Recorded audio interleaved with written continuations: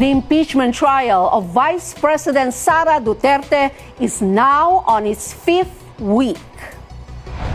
Counsel to the prosecution, Attorney Lorna Capunan, tinawag na scam ang paggamit ni Vice President Sara Duterte ng confidential funds. Ayon sa dating State Auditor ng Commission on Audit, ito po yung kauna-unang beses na puro AR po yung sinamit sa amin. balitang naaresto na si Senator Bato de la Rosa. Chismis nga lang ba? As of 6 o'clock p.m. last night, there's been no arrest for Senator Bato. Mga senador, kinilala ang bagong panalong inuwi ni Alex Ayala para sa Pilipinas.